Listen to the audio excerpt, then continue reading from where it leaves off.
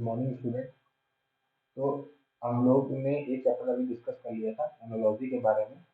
तो इस लेक्चर में हम लोग अपने दूसरे चैप्टर के बारे में डिस्कस करेंगे जिसका नाम है ऑड वन आउट। ठीक है। तो ऑड वन आउट क्या होता है? इस टाइप के क्वेश्चंस में हमको बेसिकली चार ऑप्शंस दिए जाते हैं और उन ऑप्शंस में से जो तीन ऑप्शंस होते हैं वो सिमिलर काइंड के होते हैं और चौथा जो होता है उस सीरीज से रिलेटेड नहीं होता है। तो हमें उस चौथे ऑप्शन को as a right answer tick करना होता है। तो जैसे कि एक बार इसको डेफिनेशन के थ्रू भी समझ लेते हैं। जैसे यहाँ लिखा हुआ है odd one out refers to a concept or situation where one item or individual stand out of the differs from the others in a group or a set. इनके कहने का मतलब वही है कि जैसे अपने को चार ऑप्शन दिए गए हैं तो उसमें से एक ऑप्शन जो होगा वो बाकी तीन ऑप्शन से किसी भी करेक्टरिस्टिक्स के रिस्पेक्ट में डिफरेंट हो सकता है। तो हमें उस क्वेश्चन में उस एनोमली या फिर उस एक्सप्रेशन को जो उनसे अलग है उसको डिटेक्ट करना होता है और उसी को as a right answer tick करना होता है। ओके। तो इसमें क्या है, कोई कॉन्सेप्ट नहीं है, मैं डायरेक्ट क्वेश्चंस पे आ रहा हूँ। इन क्वेश्चंस के थ्रू ही आपको एक कॉन्सेप्ट बताने की मैं कोशिश करूंगा। और जितने भी मैंने क्वेश्चन यहाँ पे सिलेक्ट किए हुए हैं और तो वो सारे अच्छे क्वेश्चन हैं। इसके अलावा मैंने प्रैक्टिस करने के लिए पिछले वीडियो के डिस्क्रिप्शन में आपको एक लिंक दे रखा था जहाँ से आप एक पीडीएफ बुक को डाउनलोड कर सकते हैं और वहाँ से अपने क्वेश्चंस को अगर और ज़्यादा अभी से प्रैक्टिस करना चाहते हैं तो उनको प्रैक्टिस आप अभी से कर सकते हैं। मैं ये सीरीज टीचिंग सीरीज खत्म होने के बाद मैं प्रैक्टिस सीरीज जाऊंगा, क्वेश्चन प्रैक्टिस सीरीज पे। तो वहाँ आपको आपको ऐसे करके बहुत सारे क्वेश्चन लगभग हर चैप्टर से 100-200 क्वेश्चन आपको प्रैक्टिस करा दूंगा ताकि आप एग्जाम में बहुत अच्छे से अच्छा कर पाए। तो चलिए अभी क्योंकि हम बेसिक अंडरस्टैंडिंग ले रहे हैं सारे सब्जेक्ट की, तो अभी यहाँ पे हम कुछ जो इम्पोर्टेंट और बेसिक क्वेश्चन है उनको प्रिपेयर करते हैं। ठीक है। तो जैसे कि यहाँ पे मैं पहले क्वेश्चन के बारे में बात कर रहा हूँ। ये क्वेश्चन क्या बोल रहा है? Three of the following four numbers are alike in a certain way and one is different. Pick the number that is different. Okay. यहाँ पे हमको चार मंथ के नाम दे रखे हैं like April, November, July and सितंबर। तो इसमें से हमें वो मंथ सिलेक्ट करना है जो बाकी तीन मंथ से अलग करेक्टरिस्टिक शो करता है। तो यहाँ पे किस बेसिस पे हम लोग इनको कैटेगराइज कर सकते हैं? Like if you talk about the April month, तो अप्रैल मंथ के जो नंबर ऑफ डेज होते हैं उस मंथ के, तो वो कितने होते हैं? 30 डेज का होता है। नवंबर की बात करें तो नवंबर भी 30 डेज का होता है। सितंबर की बात करें तो वो भी 30 डेज का होता है एंड जुलाई जो होता है वो 31 डेज का होता है। ओके। तो इस क्वेश्चन का करेक्ट ऑप्शन क्या हो जाएगा? जुलाई। कैसे हो जाएगा? क्योंकि ये जो बाकी तीन मंथ है इसमें जो नंबर ऑफ डेज है वो 30 डेज के लिए डिफाइंड है और जुलाई के लिए टोटल नंबर ऑफ डेज जो होते हैं वो 31 डेज होते हैं। तो इसमें एक डे ज्यादा होता है as compare to these other month. तो यहाँ का करेक्ट ऑप्शन हो जाएगा जुलाई। ओके। तो अब यहाँ पे कुछ मैंने एसएससी के जो दूसरे एग्जाम्स होते हैं उसमें जो आए हुए इंपॉर्टेंट क्वेश्चन है उनके बारे में थोड़ा सा डिस्कस कर लेते हैं। और उनको इसमें आपको समझना क्या है, इसमें आपको अप्रोच समझनी है कि मैं किस तरीके से क्वेश्चन की अप्रोच को सॉल्व कर रहा हूँ। और जैसे जैसे आप मेरे साथ जुड़ते रहेंगे आपकी ये अप्रोच भी अच्छी होती चली जाएगी। ठीक है। मैं इसमें से कुछ क्वेश्चन आपको कराऊंगा और कुछ आपके लिए होमवर्क के लिए छोड़ दूंगा, आप उनको सॉल्व करिए। और अगर आपसे वो नहीं होता तो कमेंट सेक्शन में बताइए, फिर उसको हम लोग एक क्लास में डिस्कस कर लेंगे। ओके। सो जैसे कि एक ये एसएससी सीपीओ के एग्जाम में आया हुआ क्वेश्चन है। तो इन्होंने इसको चार ऑप्शन दे रखे हैं कि ये फर्स्ट सेकंड से रिलेट कर रहा है, ये फर्स्ट सेकंड से रिलेट कर रहा है, ऐसे ही चारों ऑप्शन से रिलेट कर रहा है। तो हमको एक रिलेशनशिप को चेक करना है कि ये किस तरह से रिलेशनशिप को फॉर्म कर रहा है और उसमें से एक ऐसा ऑप्शन होगा जो उस रिलेशन को फॉर्म नहीं कर रहा होगा, तो वही हमारा करेक्ट ऑप्शन हो जाएगा। ओके। तो जैसे क्वेश्चन वन को हम लोग देखते हैं तो उन्होंने पहला ऑप्शन दे रखा है 40। 40 into 33 का क्या मतलब है? लाइक जैसे कि आपको 14 में क्या करें कि 33 तक पहुंच जाए। ठीक है। तो जो पहला मेरे को ऑप्शन समझ में आ रहा है कि मैं 14 में 2 का मल्टीप्लाई करूं तो ये कितना हो जाएगा? 28। और 28 के बाद अगर मैं उसमें 5 और ऐड कर देता हूँ तो मैं 33 पे पहुंच जाऊंगा। ठीक है। तो जैसे कि इसमें मैंने क्या किया, 14 into 2 + 5 33। अब इसको सेकंड वाले के लिए चेक करते हैं, 8 into 2 + 5, 8 2 16 + 5, ये कितना हो गया? 21 हो गया। और इसके बाद क्या कहते हैं 5 into 15, तो ये तो पता नहीं होगा। 5 into 2 + 5, ओके, नहीं तो होगा। तो ये हो गया 5 into 10 + 5, ये हो गया 15। ओके, एंड 9 into 2 + 5, तो ये हो गया 18 + 5, ये आ गया 23। तो यहाँ पे हम देख रहे हैं कि ये जो सेकंड ऑप्शन है, सिर्फ इसमें ही ऐसा हो रहा है कि 8 into 2 + 5 करने में हमारा आंसर 21 आ रहा था, लेकिन यहाँ पे उन्होंने 25 दे रखा है, तो ये अपना ऑप्शन करेक्ट ऑप्शन हो जाएगा।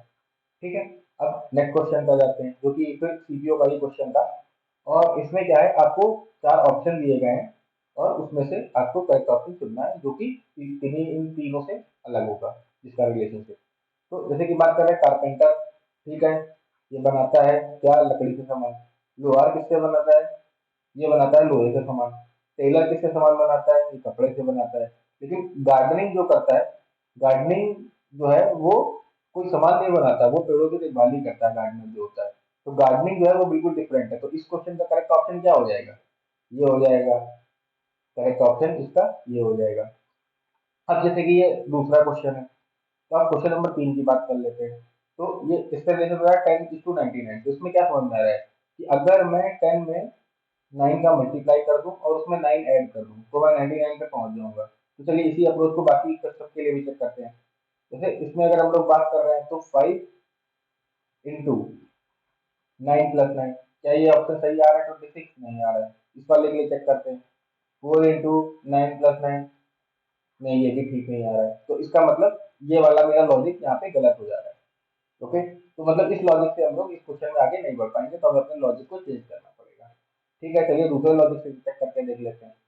तो दूसरे लॉजिक के लिए हम लोग क्या करने वाले हैं, तो दूसरा लॉजिक आप समझिए यहाँ पे क्या हो सकता है। ठीक है, देखिए यहाँ पे ये हो सकता है, जैसे मैं इस क्वेश्चन को लेकर चलता हूँ, तो अगर मैं पहले वाले का स्क्वायर करके उसमें एक ऐड कर देता हूँ, तो 9 × 81 + 1 82, ये बन रहा है। अब मैं इसको लेके चलता हूँ, यही यही सेम लॉजिक इसमें लगाता हूँ, तो 10 का स्क्वायर प्लस 1, ये कितना हो गया, 100 + 1, ये हो गया 101।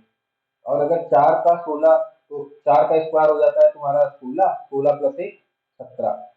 ठीक है, ये इसमें अप्लाई हो रहा है, इसमें भी अप्लाई हो रहा है, और पचम 25 + 1 26, इसमें भी अप्लाई हो रहा है। तो सिर्फ जो 10:99 है, इसमें ही वो कॉन्सेप्ट अप्लाई हो रहा है, बाकी तीनों अप्लाई हो रहा है। इसलिए करेक्ट ऑप्शन क्या हो जाएगा, 10:99। ओके, और फिर उसके बाद आपको देखिए, ये कुछ इंग्लिश के रिलेटेड भी आपको क्वेश्चन दिए जाते हैं, जिसमें आपको एक रिलेशनशिप फॉर्म करना होता है। तो इस टाइप के क्वेश्चन में हम क्या करेंगे, क्योंकि मैं इसको मिटा लेता हूँ, उसके बाद आपको बताता हूँ, थोड़ा स्पेस क्रिएट कर लेता हूँ।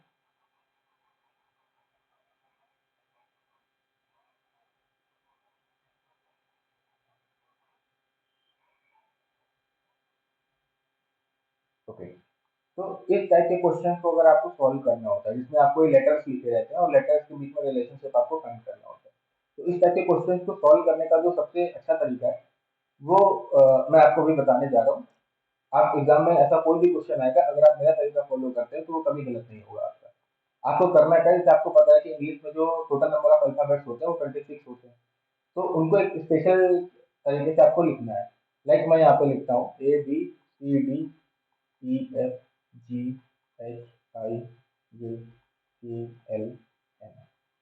एन के नीचे से एन को स्टार्ट करेंगे, OPQRSTUV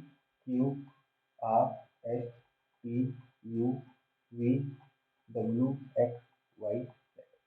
ठीक है, इसको नंबर 1 अलॉट कर देंगे, इसको नंबर 13 अलॉट कर देंगे, ये 14 और ये 20। ओके, तो ठीक है, आपको इस तरह से लिख लेना है। इसको लिखने का फायदा क्या है, अभी जब मैं क्वेश्चन करूंगा तो आपको समझ में आ जाएगा। जैसे LMOQ, तो एल कहाँ है, आप देखिए एल है, एल के बाद क्या आ रहा है, एम, एम के बाद इन्होंने एक छोड़ के ओ कर दिया, ओ के बाद एक छोड़ के, तो एल और एम के बीच का जो स्पेस है उसमें 0 का गैप था, एम और ओ के बीच में यहाँ पे 1 का गैप था, और ओ और क्यू के बीच में ऑलरेडी 1 का गैप था। अब अगले वाले में क्या कर लेते हैं कि इसमें भी क्या रिलेशन आ रहा है, डी के बाद एफ आ रहा है, डी के बाद एफ में एक स्पेस छोड़ दिया, एफ के बाद एच आ रहा है, एक स्पेस छोड़ दिया, एच के बाद जे आ रहा है, एक छोड़ दिया। ठीक है, तो इसमें सब में वन वन वन का रिलेशन आ रहा है। टी वी एक्स जेड की बात कर रहे हैं, टी वी एक्स जेड, देखिए इन सब में एक एक छूटा हुआ है, तो इसमें भी वन वन वन का रिलेशन आ रहा है। और जी आई के एम की बात करते हैं, जी आई के और एम, इसमें भी देखिए एक एक का गैप आ रहा है हर वर्ड के बीच में। लेकिन यहाँ पे किसमें आ रहा है, एल और एम के बीच में 0 का स्पेस आ रहा है, लेकिन बाकी सब में एक रिलेशनशिप फॉलो हो रहा है। तो इसका करेक्ट ऑप्शन क्या हो जाएगा, इसका करेक्ट ऑप्शन ए हो जाएगा।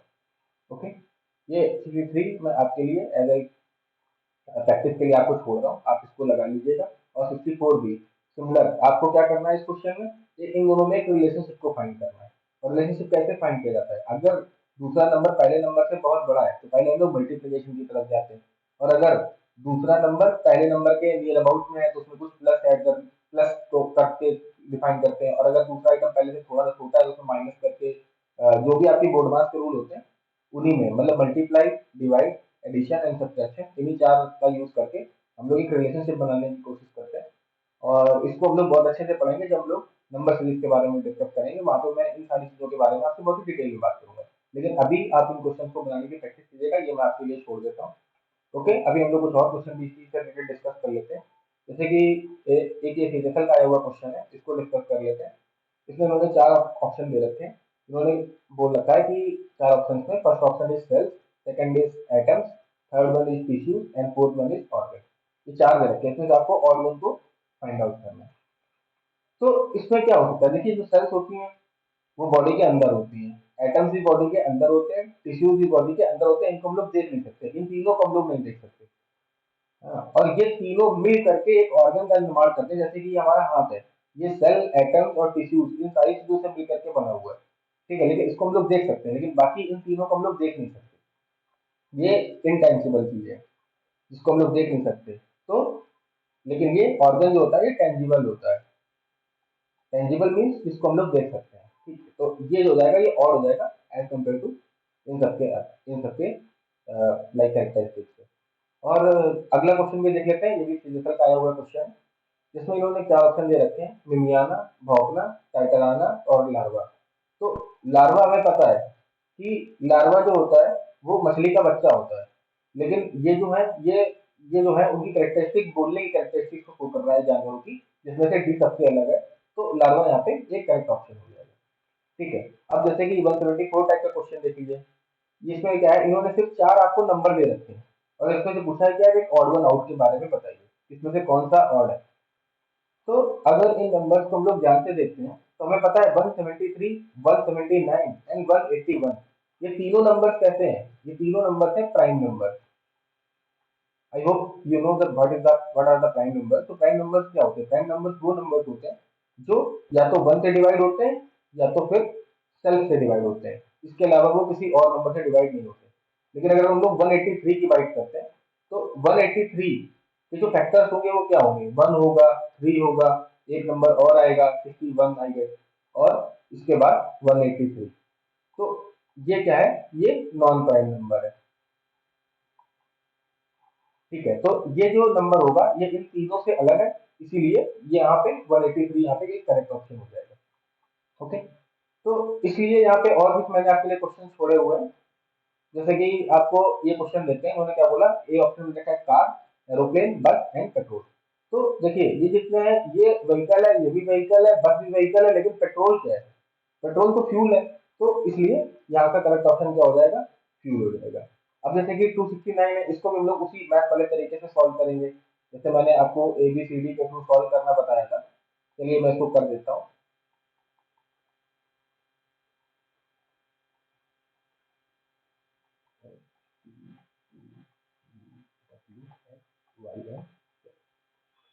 NOQMLK, तो N का रिलेशन M के साथ हो रहा है।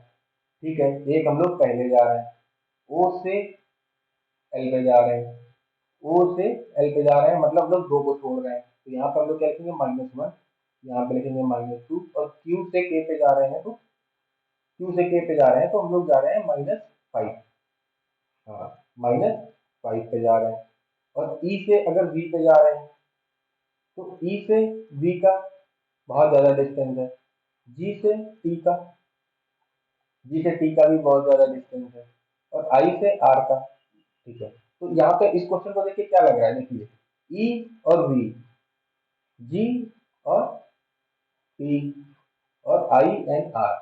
देखिए जब इसको मेरे बनाए हुए तरीके से लिखने का फायदा क्या हुआ कि हम लोग कितने अच्छे से रिलेशनशिप इस क्वेश्चन के हिसाब से मेंटेन कर पा रहे हैं। जैसे E and V just opposite to each other, G and T they are opposite to each other, and I and R they are just opposite to each other. देख लेते हैं ये कॉन्सेप्ट का सारे क्वेश्चन में अप्लाई हो रहा है, सारे ऑप्शंस में अप्लाई हो रहा है। Q J Q J S H S H U F, तो U and F, D Y E V and G T।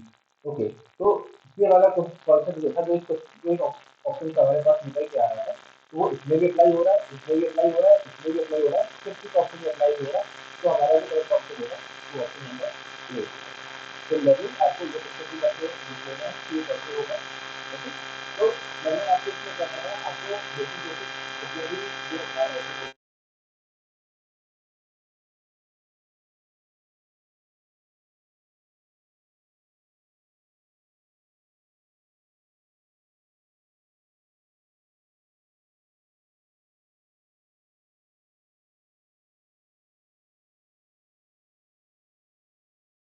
तो जब तक अगर आपको अभी से एक्स्ट्रा प्रैक्टिस करनी है इन टाइप के क्वेश्चंस की, तो आप उन पीडीएफ बुक्स के थ्रू आप प्रैक्टिस कर सकते हैं। Okay, please like and subscribe this channel, and कुछ ही टाइम में मैं आपके लिए जो नेक्स्ट चैप्टर आएगा उसके बारे में भी वीडियो बनाऊंगा। तो कृपया इस ग्रुप को फॉलो कर लें और मुझे थोड़ा मोटिवेशन दें। Thank you everybody.